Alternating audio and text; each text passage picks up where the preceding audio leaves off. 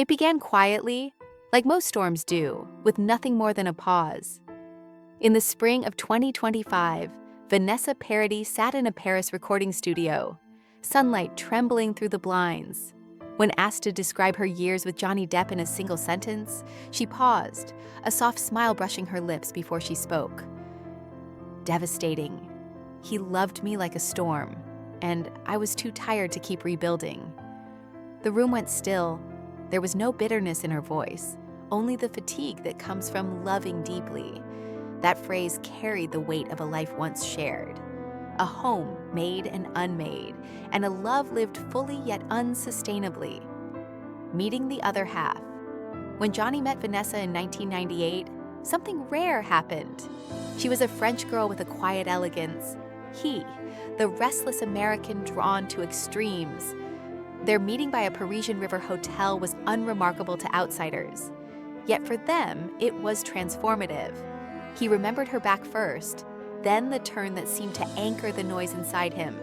In her, he found the calm he hadn't realized he needed. Vanessa, intrigued by his silences rather than his fame, followed him into a world of cobblestones and quiet mornings, leaving behind the chaos of red carpets. Their love grew in stolen moments in private corners of life, the early years. For 14 years, they lived between languages, between worlds, and between fame and privacy. They had 2 children, music and art, and a love that was quietly extraordinary.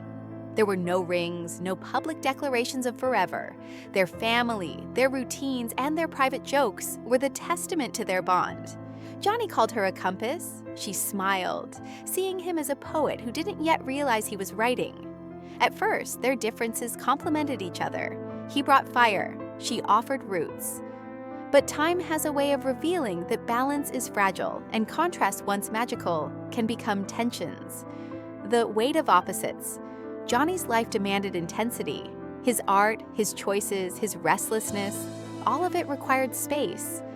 Vanessa, steady and precise, built homes out of quiet, routine, and care. She tended the life they shared like a garden, nurturing it patiently. At first, their differences felt like strength. She anchored him. He inspired her. But over time, the work, the fame, and the inherent restlessness began to reveal their incompatibility. While Vanessa held the light for 2, Johnny chased shadows, unable to find calm within himself. Their love, though profound, became a weather system in which only one could thrive consistently. Private worlds. Inside their home, life was both tender and delicate.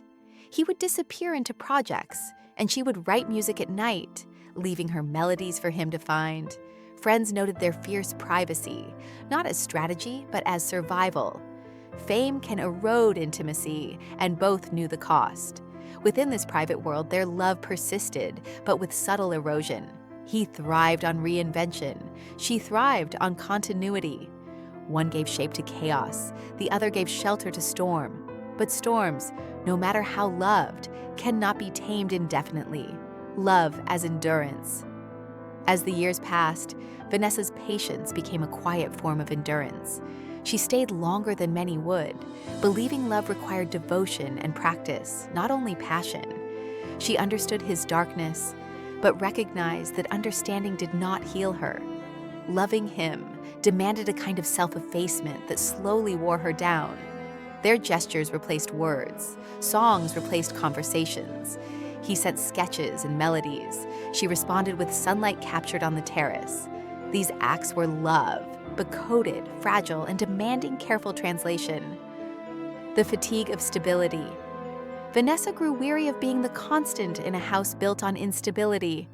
She felt the absence of his presence more acutely than any quarrel.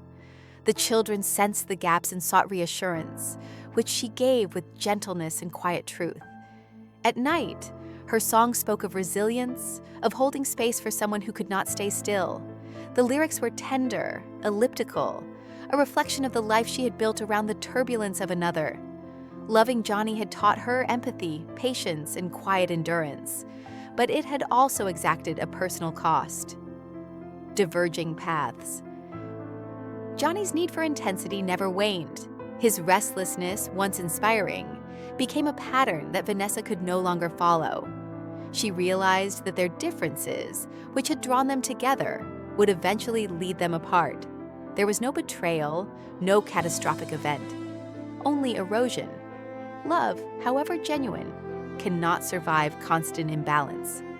One person gives roots, the other chases storms, and eventually, both are tested. Vanessa chose to honor her own needs without bitterness, understanding that love's limits are not failures, but truths. Quiet goodbyes. Their final parting was quiet, unadorned, without dramatic closure. It happened one morning in their southern France home. He walked in, barefoot, exhausted, and spoke gently of not wanting to hurt her. She replied with calm acceptance, recognizing that his nature could not change. She had already moved away in spirit, and the farewell was less a break than an acknowledgement. The children played nearby, laughter filling a house once heavy with tension. In that moment, the world saw no heartbreak, only the gentle exhalation of someone finally free to live within their own rhythm. Reflections and understanding. Years later, Vanessa shared the truth of that love in a Paris studio. He loved me like a storm, and I was too tired to keep rebuilding. The words were not a confession, but a recognition of what had already been lived. The storm was not to blame, nor was the fatigue a sign of weakness. It was the natural conclusion of two lives intertwined in intensity and patience, in fire and steadiness. Johnny, for his part, carried her memory in the subtext of his art, always touched by the steadiness she had provided. They had become two parallel truths, connected by love, separated by need. Love as a weather system. Their story was never a tragedy nor a scandal. It was a lesson in the human heart. Some loves awaken rather than endure, transform rather than last.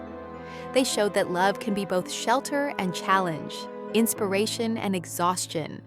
Vanessa did not leave out of bitterness. She left to preserve herself, to honor her capacity for calm, for growth, for stability. And Johnny, still chasing the storms that defined him, carried the echoes of her presence in his music, his gestures, and the quiet corners of his life. Seasons of the heart. Vanessa's reflections became poetry, gentle and precise. She spoke of love as seasons, moments that warm, change, and eventually depart. She remembered Johnny not as the man who caused fatigue, but as the one who taught her the boundaries of endurance. Johnny, in turn, continued to carry her in his art, shaped by the stability she had offered and the grace she had embodied. Their love was not forgotten. It was honored, refined into understanding, and released with quiet dignity. The lesson of release. Love is not always about surviving storms together. Sometimes, it is about knowing when to step out of the rain. Vanessa stepped into the light of her own life, while carrying gratitude for the seasons she had shared. Freedom, she realized, is often subtle, like the sound of rain without fear, like morning light filling a quiet room. They had both survived, not unscathed, but alive, and with a respect for the truth that love, however deep, has its limits. Conclusion. Transformation, not end. Their story became a parable of balance and understanding. The woman who loved a storm and the man who could not stop chasing it. It was not about heroes or villains, but about knowing yourself, honoring your capacity for endurance, and recognizing that sometimes love's purpose is to awaken the soul, not to last forever. Vanessa did not speak of pain anymore. She spoke of seasons, gratitude, and release. Johnny's art remained haunted by her steadiness, as if trying to translate the love that had once held them both. Love, they showed, is beautiful, consuming, and finite, and that is enough.